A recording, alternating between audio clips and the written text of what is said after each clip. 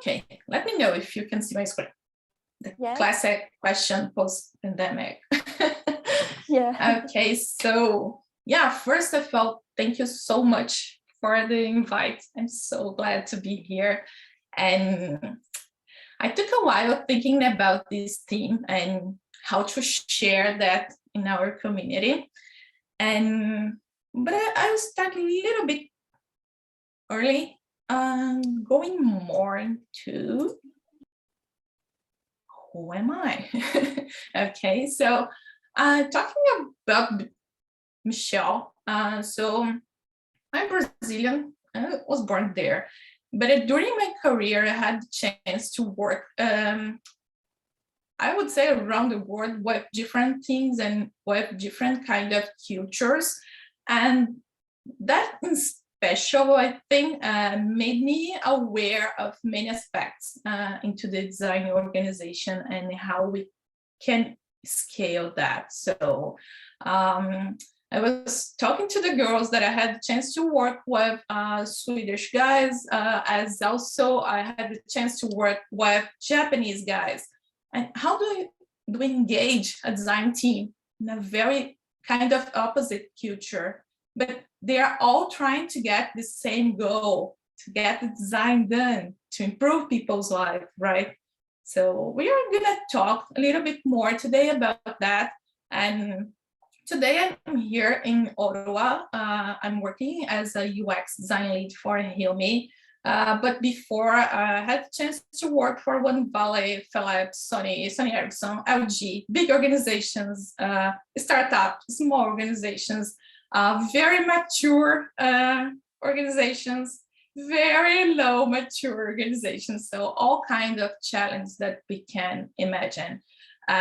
Here, I don't have the intention to share like a receipt. Oh, go do that and all your problems will be solved.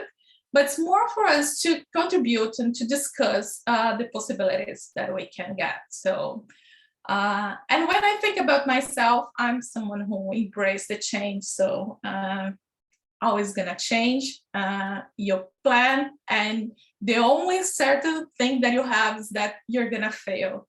So plan, but have in mind that things may be changing, and that's okay. That's part of the process. Design is gonna change, plans are gonna change, products and people are also gonna change. So and I also brought here a very special thing for me. That's my personal goal, is to have and to leave a legacy for my daughter. And with that in mind, I would love to hear some of you. Maybe we cannot go over everyone, but the ones that feel very comfortable to share. It is a safe space, and we have lots of special people together today. Who are you? And what kind of superpowers or things that put you away from your dreams for your long life? And why I'm bringing that's like this book, I truly recommend you to go over. It's not about design as we have in UX, but it's about design applicable to your life. So does someone feel comfortable to share a bit about that?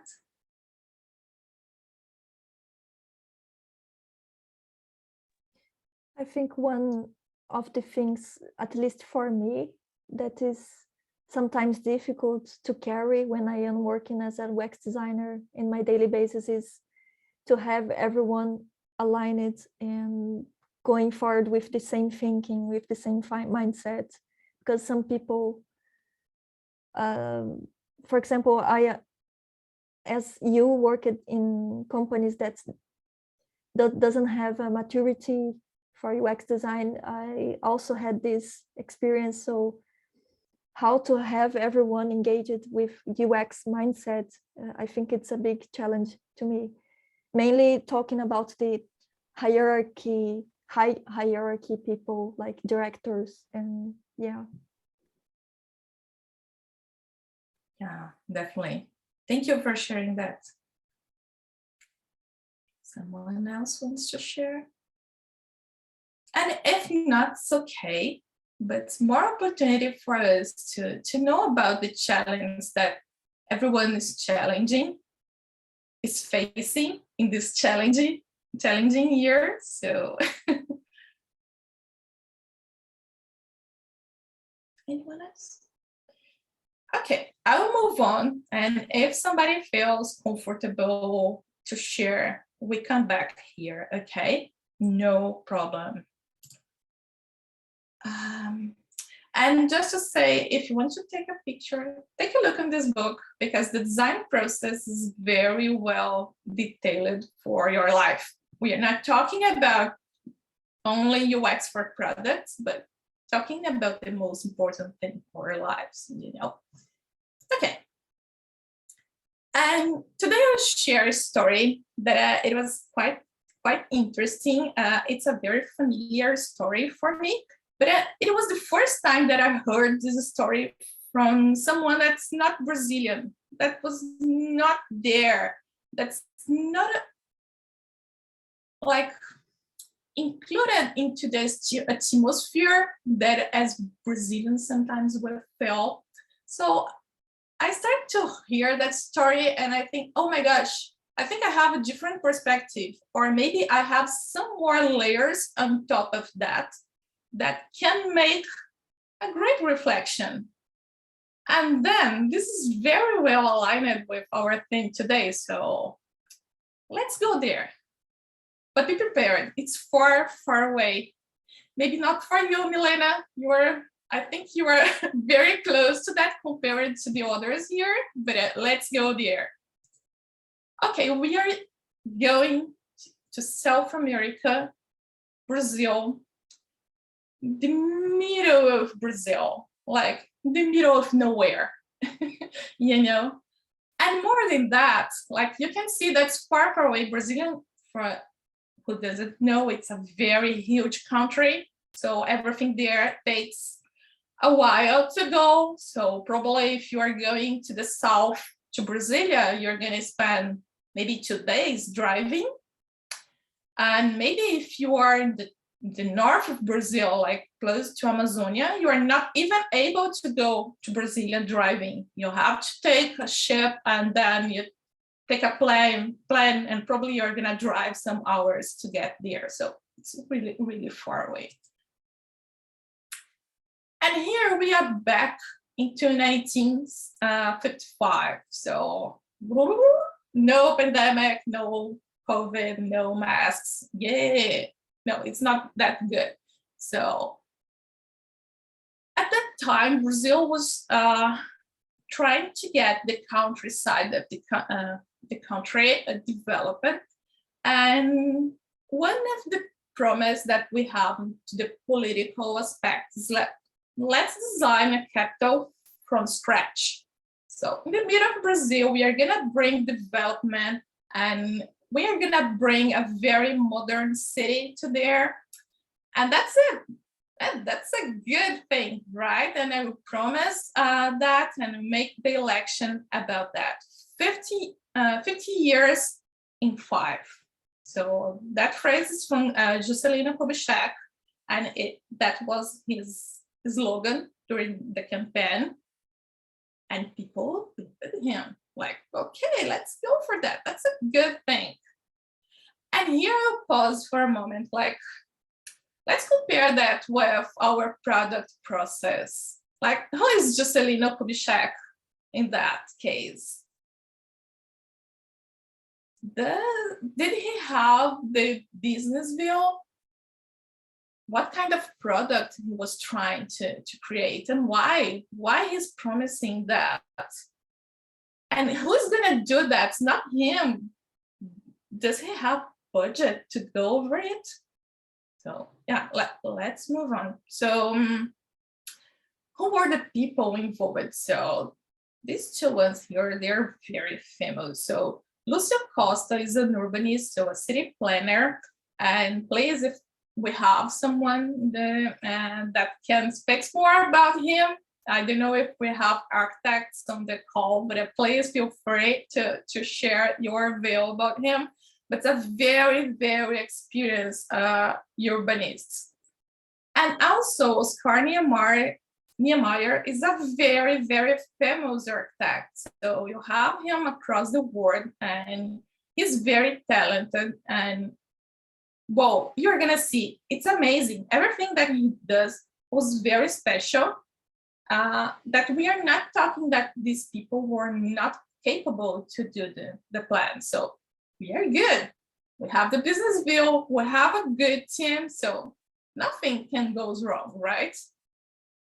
And also we had a very, very spectacular view for the city. So we had this kind of cross, and the plan was like in the middle and cross if we go into the semiotics and all the signs and signification we can get, like it's something that's really in that possession. So imagine everybody coming to the middle of nowhere and putting the cross there. So yeah, it's mine, like my city, my capital, my progress. So is that. We have the central path where we would have all the commercial centers, all the activities, all the vibrance. And also we had the base of the cross where would be like where people would live. A bucolic life, very, very common life. But here is let's say, the first problem. The first thing that already changed into the projects, like it's not a kind of cross anymore. They had to change to this curved line, mainly because of budget and because of the city, the position, and in order to accomplish what the goal was, they had to, okay, 5 years, maybe we have to change the requirements a little bit. Does it sound familiar to you? Like when we talk about products? So, keep with me. Okay, so we evolved the project. Now it's not anymore just a cross. We go into our airplane and we plan very well where things are gonna be located. And we also, if we think about the moment in Brazil, we were kind of briefing the modernism, and also we want to reflect that in our city. So what's we gonna do? Well, let's remove the traffic lights because this is a good idea. This is gonna make everything fluid. People doesn't have to stop. There's no traffic light, and the way that they planned the city was like that. 1955, okay. So we have here a very good PRD document, right? We have the goal, we have the context, all the tensions that were happening in Brazil at that time, you know, and we have a beautiful prototype. Were they using Figma or Sketch? No, just kidding. But that's a good one, right? And we can take a look, and as Brazilian, you're gonna be proud of that. Oh my gosh, what they did. That's very, very important happening for the world. And then, remember, no COVID, that's okay. Crowds to go over Brasilia. So it's the first time that we have a capital going from scratch to a super city in 4 or 5 years. So they were really, really anxious to see that happening. They were supporting Juscelino Kubitschek during that time, you know. And kind of the promise was fulfilled. So he delivered the capital 4 years. I took Oscar Niemeyer. The buildings are amazing. You can see, you can feel the modernism on the structures, on the buildings. And you are in the middle of nowhere in Brazil, so you are bringing development to there, right? So it's a very, very good look for Brazilian. Slick, isn't it? Like, it's very, very impressive. It's very well designed. I would say that's pixel perfect, if I can say. There's nothing that can be wrong here, right? It's gorgeous, it's inspiring, it's bringing people to the middle of a country, a huge country. And everything is very impressive. This is a church. So the way that they plan it to have things is really to impress. So no one can say that there is no design here. Yeah, they planned for that. They went for that. And when you go inside, and it's not only the church, but when you go inside the buildings, it's huge. It's like you feel that you are in a very different place than a normal city. But so what? 2021. Look at the size of the population of Brasilia. So it was planned to have 500,000 people in that city. We're a little bit over what was planned and how this city accommodate people. Let's see. Look at that. Are you missing something here? Looks nice, right? It's fine. Okay, but remember that we're removing the traffic lights there. Okay, but that worked maybe for 500 people. But when we scale Brasilia to 5 million people, that's not more the case. You're gonna have the ones that are not using a car, how they are gonna circulate in that city. We can go back a bit. Let's see how I can do that here. You don't see bike paths. Actually, you don't see lots of space for people to be using the public transportation. So that may be a problem.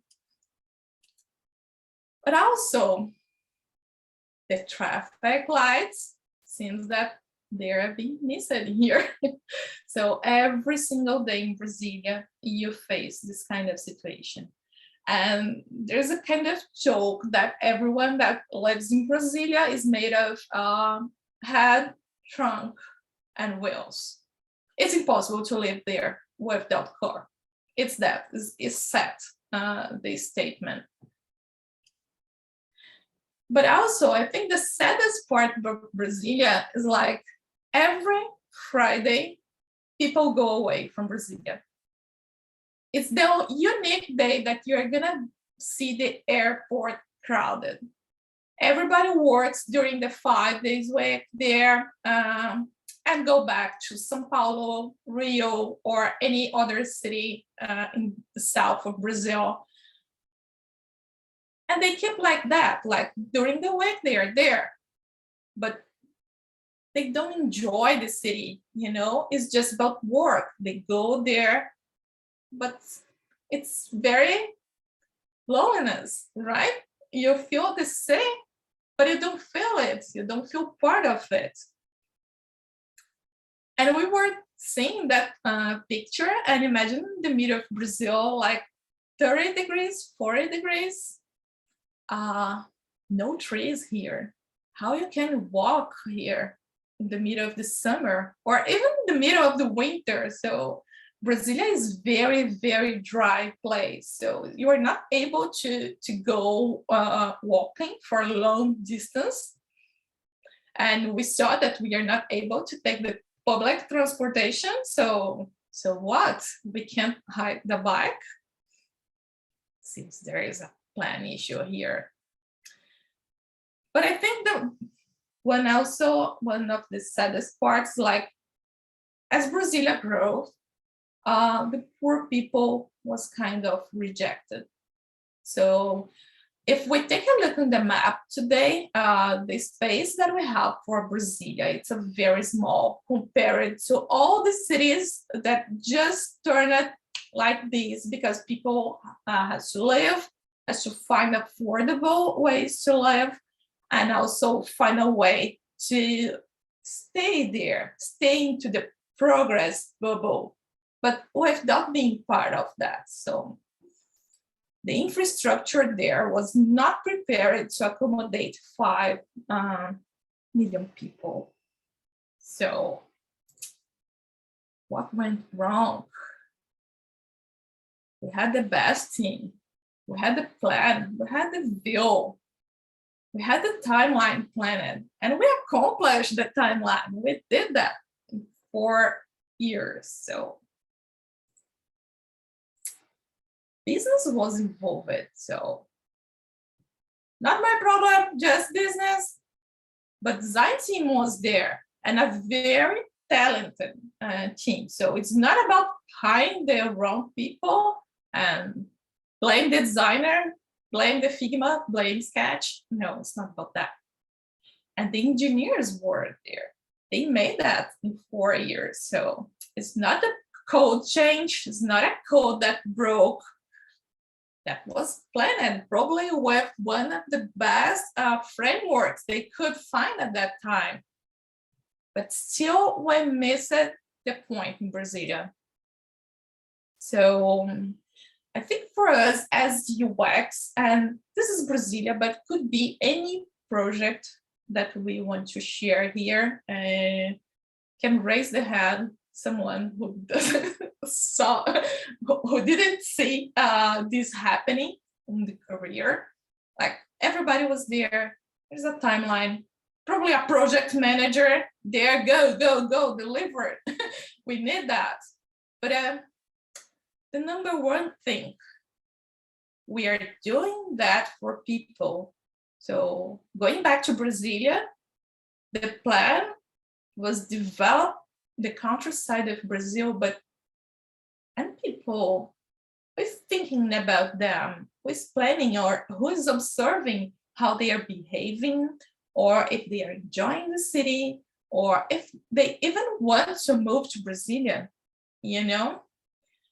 And then I think this adds a new layer here, like when we have some interests that are not shared across the organization. Sometimes business has a feel, but I wouldn't say that, they don't want to share. Sometimes they can't share with everybody. So you go for a briefing without knowing many things that's hide behind the project, right? So layers again. This cake looks delicious. And you're gonna have like tools, you're gonna have process, you're gonna have people. Oh my gosh, how complex people can be, right? You have all the aspects of the culture, the difference across the country. So like as a big country, you can imagine that people that live in the south is completely different from people living in the north. So who wants to move to Brazil and why? What are the goals here, you know?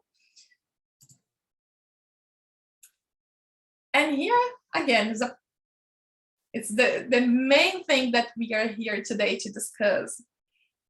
How we can avoid that. Like, it's a very Polish, it's like pixel perfect. Whoa, the visual is perfect, but it's not working. It's not designed, right?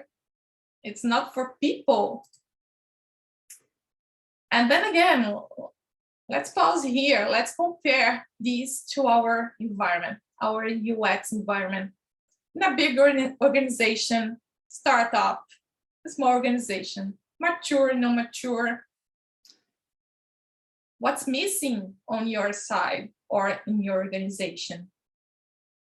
Is it a place where you feel comfortable to fail, like Brasilia? If Oscar Niemeyer just raised his hand and said, hey, I'm not gonna do that.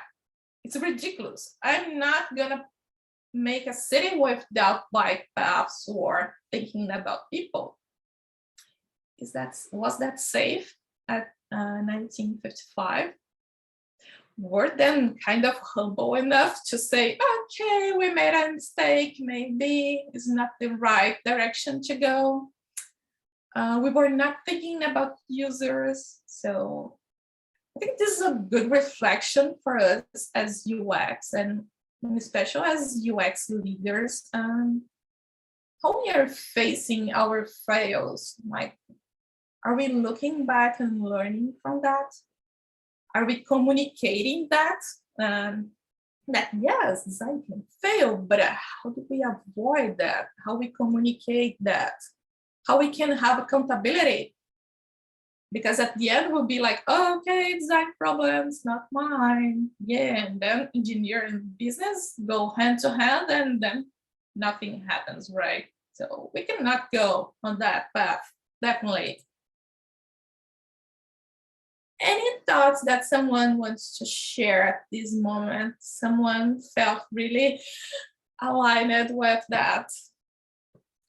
Anyone disagree? Like, it's not the case. Brazil is perfect.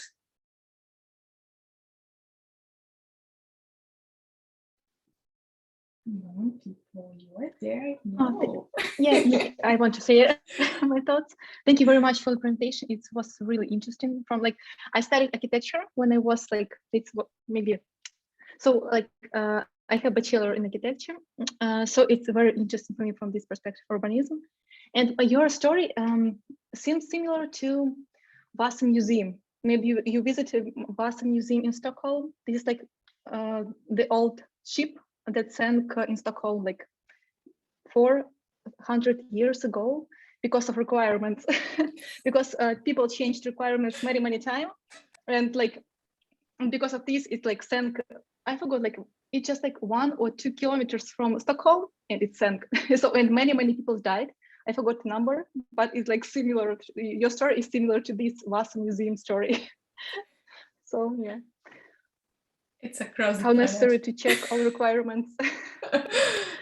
Yeah, I'll go over some more details here, but I just want to check with anyone else wants to share any other Brazilians that we have around the world. Hello, I don't know if you can hear me or see me. Yes. Yes, we can. Yeah. Okay, sorry, I'm walking here in Stockholm, so sorry about the noise. I was just thinking that I'm happy that I work in the like digital environment, since like planning for a city, and we do it. That must be 1,000 more harder than to like a feature you're making in the digital space. You can always like redo it more quickly than you have to do in a city, or like where a shipboard wants to see it, for example. But yeah, hopefully we can learn from like mistakes, but I think the stakes are higher when you're building for a city, for a ship. Yeah, definitely. I think yeah, go ahead. Sorry, I was just going to add, I think it's also really interesting. We see this, we're kind of seeing little Brazilias play out in the shift of context of social life with COVID, because I think restaurants and places were very much designed for one context, not realizing that there would be a social world where we can't be together or close.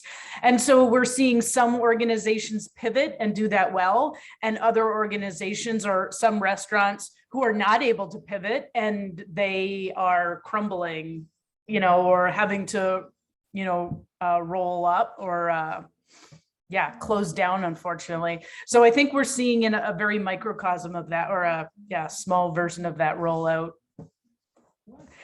I guess this is one of those like edge, I don't know, was it an edge case? We have these deprioritized edge cases. Oh, global pandemic, don't worry, that will never happen. We'll always be together. And then boops, it kind of happened.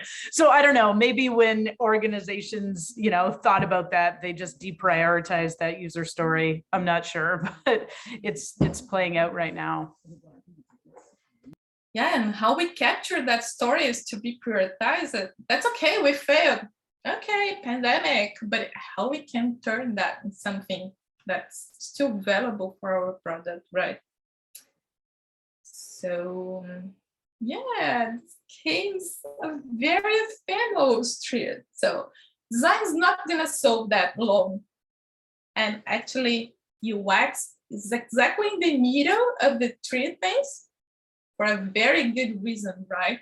So if we don't think about how we go into the design side, but also how we go into the product build, but also how we make it tangible. Sorry, girls, we're not done anywhere. So think about scalability from the very first interaction. I know. Yeah, and especially these small organizations, when you talk about that, it's like, Michelle, you are adding complexity where it's not needed. Let's go ship it. It's for tomorrow. Users are waiting for that. So it's a very common thing that we face. And we think like, oh, this is a startup environment. You're gonna only hear that from the startup and small organizations. No, and Milena, you can share that. We had a great experience in a big company where, hello people, we have to deliver that. Here is how much we are losing in revenue because we don't have this feature.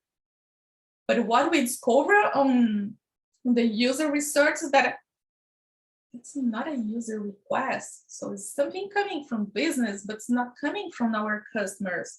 And something that we are not gonna scale up. So we are just looking at the feature just in front of us without the big picture. How we plan for that look. And we know that we don't control everything. We don't control all the process in business. We don't control all the processes in engineers. So I don't want to say that, okay, it's UX responsibility alone. You have to go and make that perfect. But the best thing that designers definitely can do is ask, and the great questions. That one that everybody stops during the call and, oh no, she made that question. You know, look for that questions. This kind of challenge the brief, challenge the culture, challenge the things that you are facing. So, and when we think about scalability, I brought like these three main areas where, for me and from my perspective, like is the main ones. If you can cover that, probably depending on the organization, you're gonna have to invest some more in other areas. But here is the core, I would say. So the design culture, or should I say the organizational culture, the design process, and also the systematic thinking. And again, it's about collaboration. None of them you're gonna be able to do it or to make any progress alone, okay? So let's take a look on organization culture. And here on the top, you're gonna see a QR code. And save that for later. It's a very good report from Humi about people. And it's focused in Canada, but probably you're gonna be able to make some parallels on Sweden or Brazil or any other country that we have on the call. So I recommend that, take a look on that. But when we think about organizational culture, it's more than UX, you know? You have engineers, you have products, you have UX, and you have HR, and you have accounting, and you have directors, and you have the C-level. And if we go to the big organizations, oh my gosh, that's a long, long list. So we have to advocate for a space where we can go for creativity, but at first that we can be ourselves. So as designers, we are the ones that probably are gonna make that kind of questions, and that's okay. And probably you are gonna have an engineer that doesn't like to talk, and that's okay.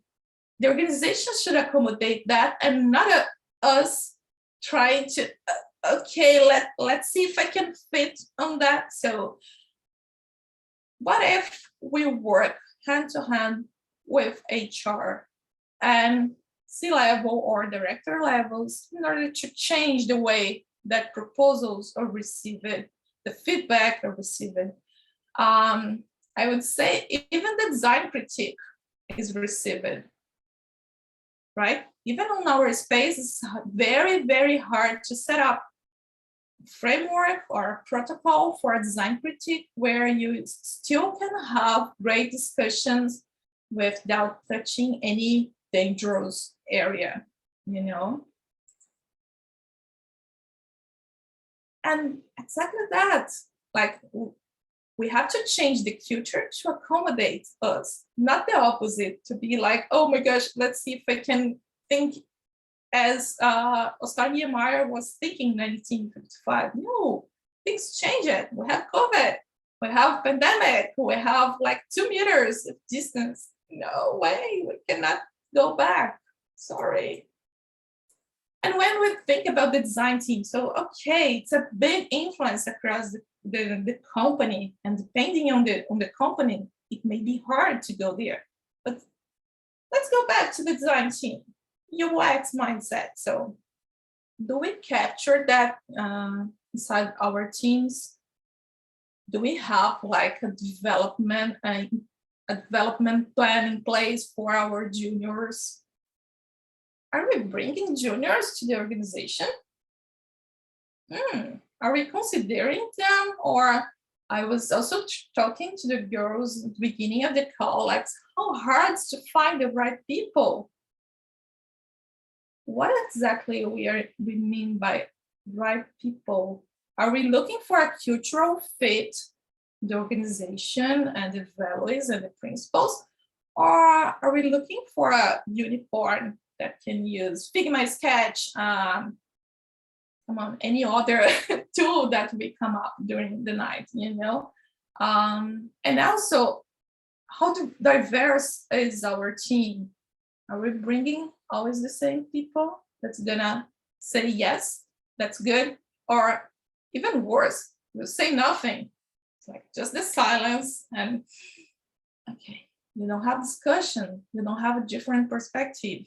You don't have a way to learn new things if you don't have different things on the table, different people on the table. And not being there, not only being on the table, but having the power to take the decision or to stop discussion and, you know, have the safe space to be themselves, you know. And I think as designers, we have a big role on that. As facilitators, we are in the middle of numerous workshops. We are connecting to different teams. We have a kind of connection across the organization. If we really, really, really, truly want to go in this direction, we have the power. Do we want to go in this direction? I think that's the question. And then you can think about scalability. You have the base, you have the principles, you have a very good foundation there where you can build anything you want. If you want to have like usability engineers and you want to have visual and you want to have content strategy, that's good. Oh my gosh, no, Michelle, I just want unicorns. Okay, that's more or less good, but you still have a foundation, you know, you have like the goals and you have for where you're gonna see if you are achieving the goals, okay? And you may end up finding the diversity and the different people and finding ways to work with them. So how do you talk with the programmers or the developers? Or how do you talk with C-level? You go to C-level talking about interaction, about pixel? No, they're not gonna talk to you about pixel. As a designer, are you prepared to talk about strategy? Maybe that's one of the questions that we should be asking ourselves, how prepared we are to integrate with other areas inside the company. yeah, I'm not talking about this picture. I think it has a powerful view on what we can achieve as a group. And it's not like, oh my gosh, I have to say amen for everything, but can we learn how to talk to different areas and find a kind of common place? It's not full agreement. I don't believe on that, but can we go with strategy? And again, design as a culture solves lots of problems, lots of them. And everyone in the organization should be empowered to speak out, like to have the position at least heard, at least. So let's get some thoughts on that, you know. And here another recommendation for you on this QR code. I think it's a good, if you have time to go over it. So it's a great material. I can share the presentation at the end and you can have access to that. So I don't want to bring too much context here. And here is, again, I'm not talking about solutions. I'm pretty aware that I'm not gonna solve all the issues here, but a possibility is to go together with your best friend HR or people manager or people ops. Try to map your organization culture. See how it is right now. If it's chaotic, that's okay. And we can give a hug and things will be fine. But try to map how it is now and how do you envision that? Or how do you, as a company, envision that? And try to make a parallel with design principles and try to influence them. It's a very powerful thing that we have, the influence. What kind of environment we want to have? Because from here, from this base, you can get UX maturity, but you're never gonna get a high UX maturity if you don't have an open space for discussion. Okay, I'll go over the next topic and then we are gonna leave the questions to the end. So design process. We talk a lot about that, and we have the double diamond. We have very fancy names like design thinking, and then people start to disagree with design thinking that this does not solve all the problems. That's okay. That's okay. I'm not saying that you have or you must use double diamonds. Choose your process, your design process. Apply that to a product, to a project, to a service, and trust them.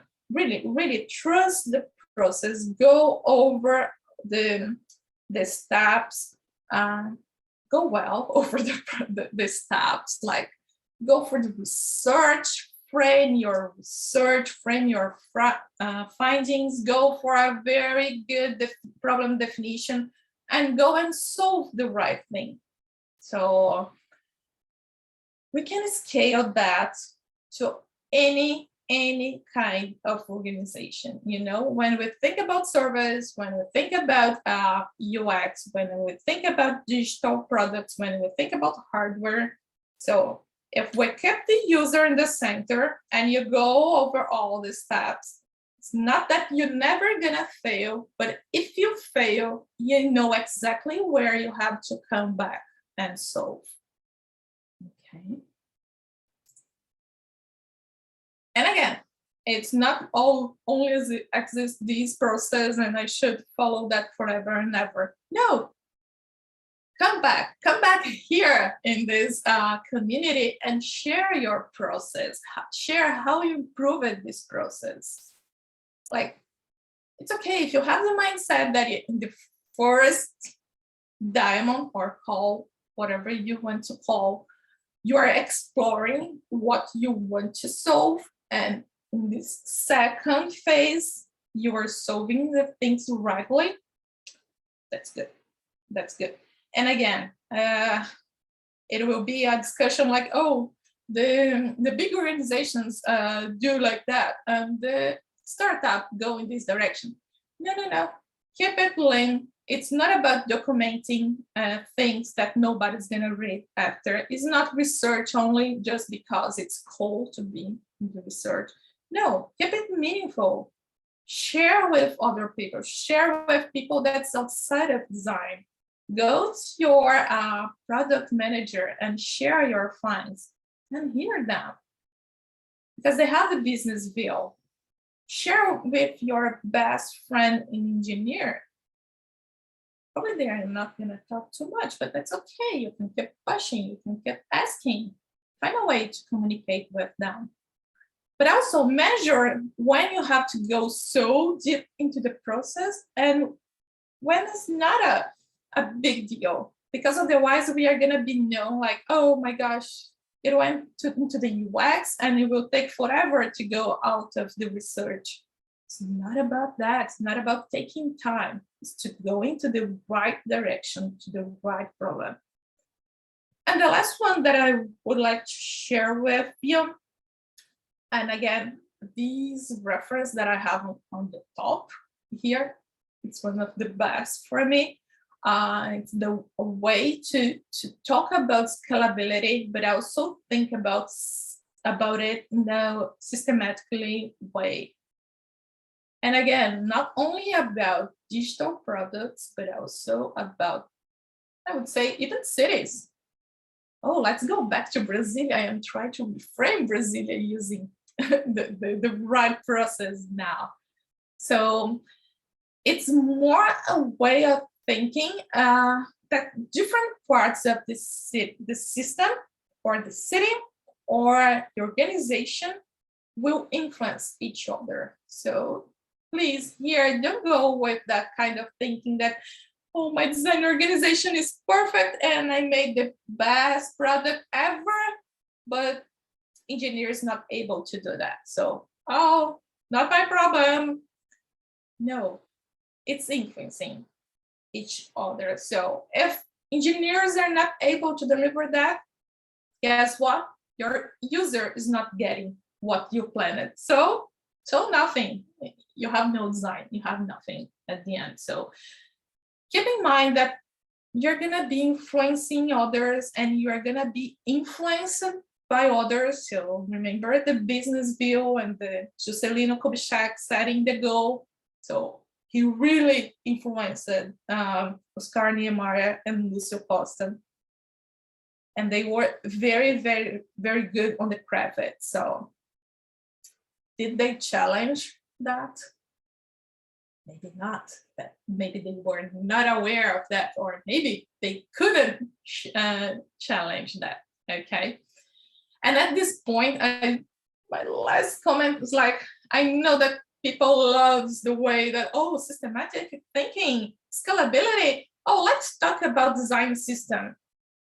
Avoid going into in this direction. Like design system is a small piece. It's a small, maybe it's not the best word, but it's huge, but it's a small point in this big ocean of things. Like you're gonna set the tone, you're gonna go into the error handling perfect, you're gonna go into the consistent of the UI, what's good.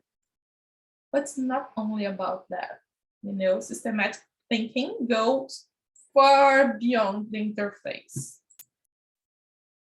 Trust me, goes far beyond. If you don't think outside of the box and what's around you, you can go really, really into a very, very bad place.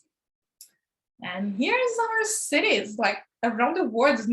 This is not only about Brazil, it's everywhere. Like here in Ottawa, if I try to go outside now, it's impossible.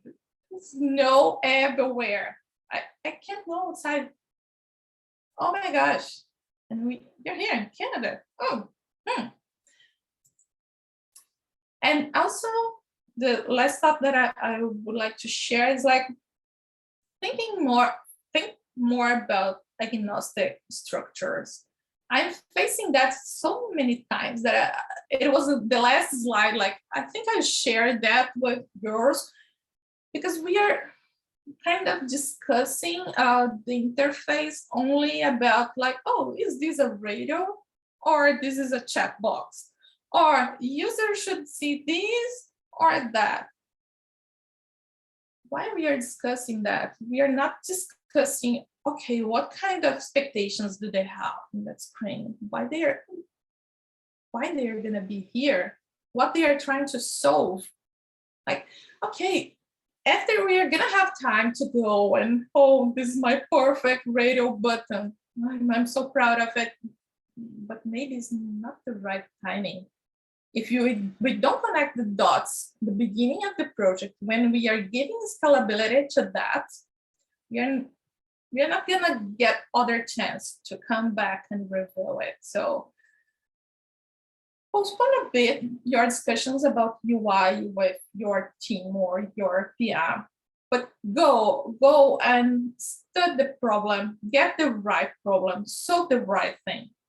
You're gonna get the chance to go over the details, but if I had to give an advice, discover the right problem that you are trying to solve, and based on that, give scalability to it. And again, you can fail.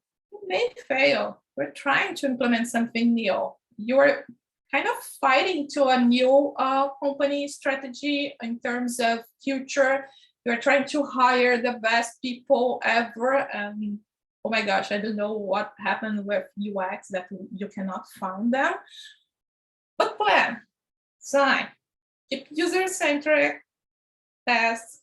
Don't forget to measure that. When you talk, especially when you talk with the C-level on the organizations, they want to talk about money, revenue, people that are coming back to your product. So measure that, talk about data.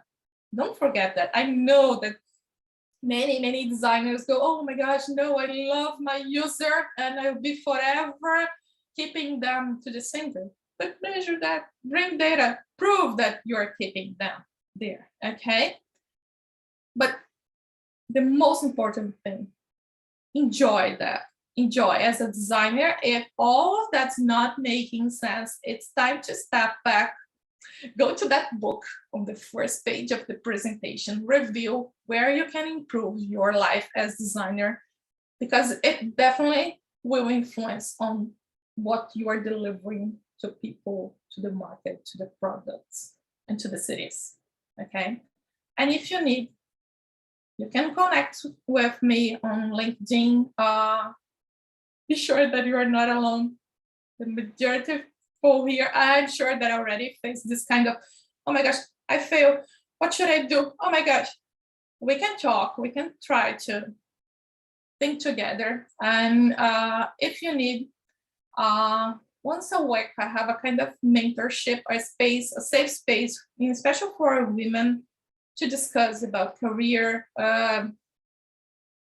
UX, a project or a portfolio review or a design critique. So it's a safe space for us to go. So if you want to, you are very, very welcome to do that. Okay. And I think, yeah, that's it. Thank you so much for all of you here. And if you have questions, now is the time. So amazing presentation, May. Thanks a lot. I have a question to you. What about, I feel this pain in the past, and how can I influence the organization in this level if I am not in a leadership position, if I am not in a senior position? How can I start to influence? I would say that there's no magic. Like, you start small and you grow. Like, scalability, even influencing people. So you go to your friend and, hey, what do you think about that? What if? And you go to a senior person outside of the design team and you talk to them. It's not that things are not gonna change for tomorrow. Like, these things is about scalability, and you keep scaling, like small steps, but keep going, influencing seniors, and then you can influence the leadership, or you can participate on some event where you raise your hand as designer and everybody's going to look at you. Yes, they will. Make a question, make a hard question. We have to speak out. Sometimes it's hard for us, again, in special women, and I put myself in this place too, like, oh my gosh, I have to expose myself. Yeah, you have. If you want to achieve that, you're gonna find a strategy where you can come in front of 13 girls around the world and expose yourself, talking about design. Thanks.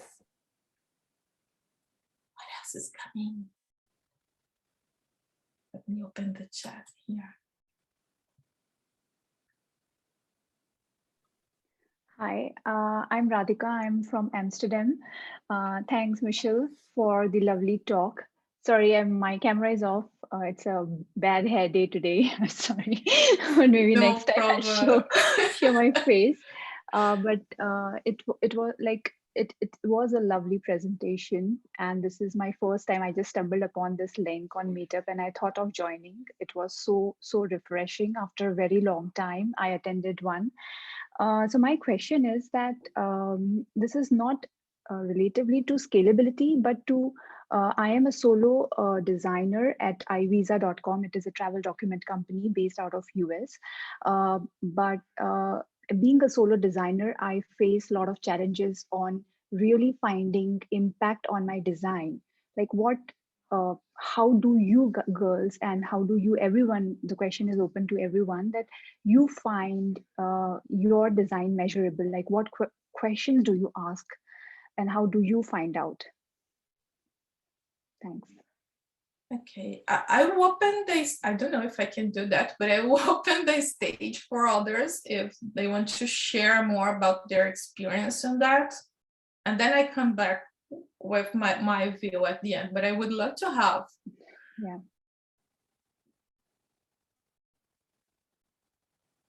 Any solo designer here? Or in the past?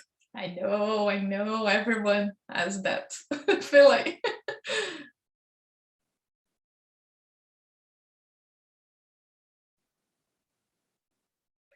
Okay, people are very shy. I will share my perspective. So I think being like a unicorn, being alone into the design practice is definitely a hard place to be. Is where you see that you are the only one responsible to push yourself to strive to new things or to push you into a better position. But depending on your product, you can take kind of two different steps. Like you can also, if there is a data area into your company, you can partnership with them to get these results. But some advice is like, be very close to the business side. Like try to get the goal. And when you have the goal, depending on the environment, for instance, we worked as in a healthcare company in the past. So you have like, when you go to the product in general, you have, user satisfaction. And that's very important. But the healthcare scenario, that's not exactly true. Like before user satisfaction, you have all the safety and regulatory and compliance things that you have to solve. And probably your metrics is gonna be more there. Like I'm preventing user to go into a error or provoke some hazard. But thinking about your area, and do you want to measure the revenue that you are bringing? So go closer to the accounting area into your company. But if you want to go over like customer satisfaction, go closer to the support team or a customer experience team, and then you're gonna hear back from them. Because alone, you're not gonna be able to go and measure and talk to users and get your product out of to release. So establish partnerships. It would be my recommendation. Thanks, Michelle. Really helpful. I think there is a framework as well that could help when you are working alone, that calls Heart Framework. It's from Google, and it helps a lot to think about the metrics and how can you, even for the product or for the team, you can apply it. So I will share in the chat. Yeah, That's thanks. great.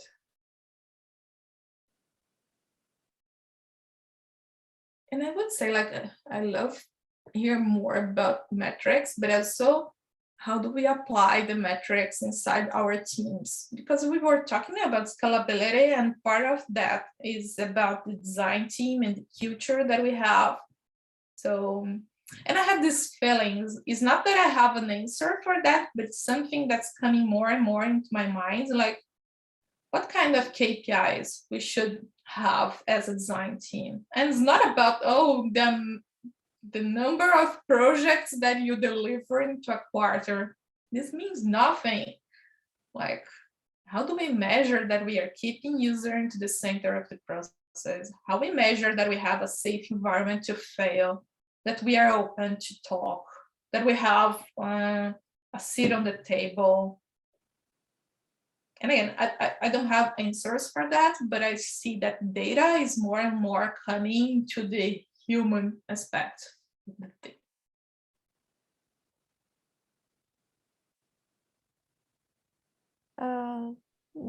I have a connection with this, how to measure. For example, right now I am working at H&M, and our design teams is super scaling right now. Like when I started was like 20 designers, and now we have like almost 100 designers. Wow. And I'm not so aware about this process of the scaling. I am more taking care of my product team, so I don't have this overview. But sometimes I feel that is missing, like these metrics. If we are in the track, if everyone is having the same process, if we are connected. So do you have any tips? What can we do to keep to start to measuring if everything is doing great? I don't know. And here is it's a question back. Do you have like ceremonies where you're close to your team, and do you feel comfortable to ask them where they are into the process? Yeah, we have, but it seems like it's missing to have like the overall connection with the team, and also to measure and to see all this team. We have these designers, and they are following this process. And how can we keep the tracking of all this scaling? And how can, it seems like I'm not doing this in my team because I'm not responsible for that, but I imagine how can I maybe suggest something for them? You definitely can push, like for 100 designers. I don't know if you have a design ops team, but if not, it's the right time to have one before everything goes very chaotic. So usually, and here I'm talking about an ideal world, like when we are alone, as we're sharing, it's not possible. I'm today in a startup that's scaling up, it's going to the foundation, and we are doing a very good foundation there before scaling. That's not something that we are able to do now, but it's in the roadmap. So design ops is not about design system, it's not about keeping the library updated, but giving process across the organization. It's about having a culture across the organization. If you have a design critique, it's the same design critique for product A, B, and C. What you want to have as a takeaway from that process is the same. So usually the design ops team is responsible for that. So I would say that if you can influence or start making questions about that, so isn't the right time to bring someone with the big picture, the bird eye view on our team? It depends on how the team is structured, right? Sometimes there is no right and wrong. Like some organizations go with a very centralized design team and scale up that to the organization. Some others goes into the squads, and you'll have a different life depending on the squad, depending on the PM that you are working on. But again, the design ops team goes everywhere, no matter if it is a centralized or a squad team. Yeah, this is Question important. about this, like, Sorry, yeah, Sasha. sorry.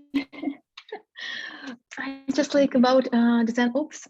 I understand design ops is about keeping design system one. For example, if Milena have many projects, it's maybe difficult to keep like to have one design ops because there are many, for example, design systems and many many different teams. It may be like a different design ops. It's like a good idea, and I know like product companies like they try to have a design ops to like maintain all processes, but maybe if you have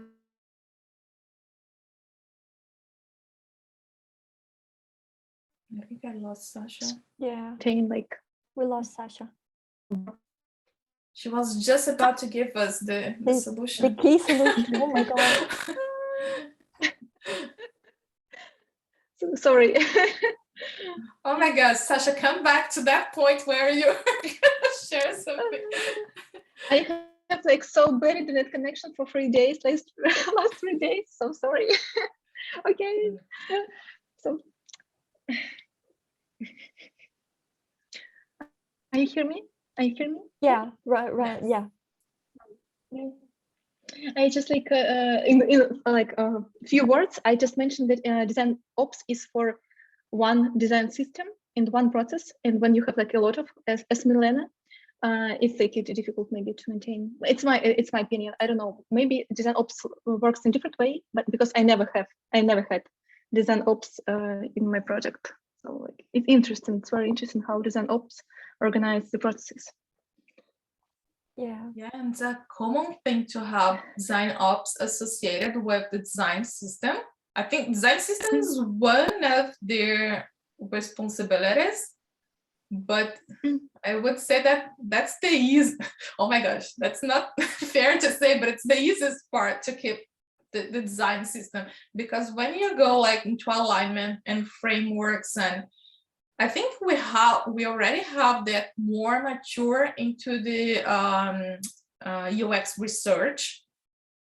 When you have someone responsible for the frameworks or protocols and tone and how you recruit people, I have this feeling that there we are a little bit more mature. But when it comes to the operational side of it, so we have to report and we have to oh, that's a nightmare. You have to say which how many hours you're using from this designer and that, and the total of cost of one product. That's a really pain point into the design area. And I faced that into Philips. I faced the same to my previous company. I still don't have the view at Humi. I just started there 1 month ago, but it was a very common product across organizations.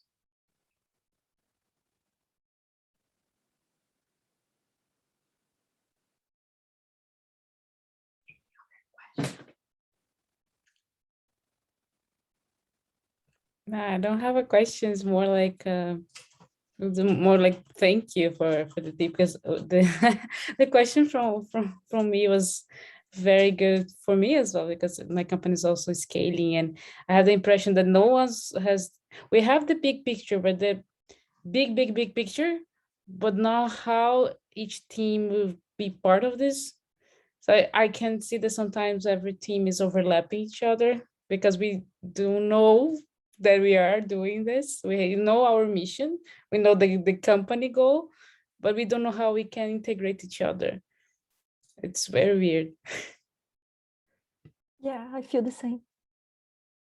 And you're bringing new people with different values, different principles. So a good experience that I had at Humi is like you take like 1 month onboarding.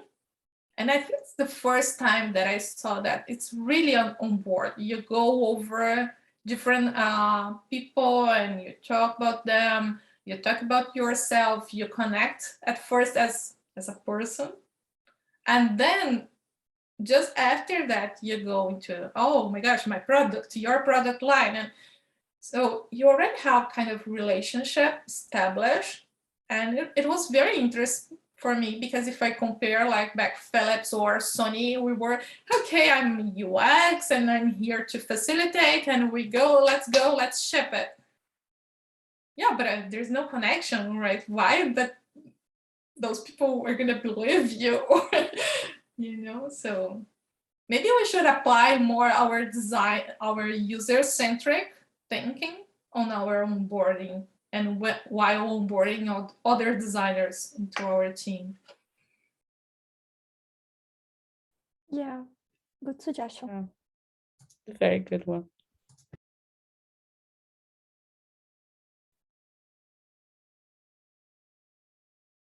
Any more questions or comments?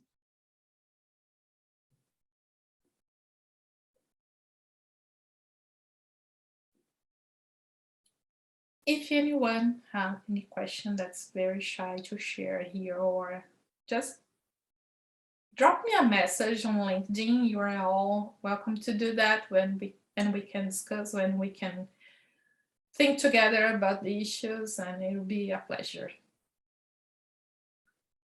And thank you again, girls, for the invite. It was so good to be here today.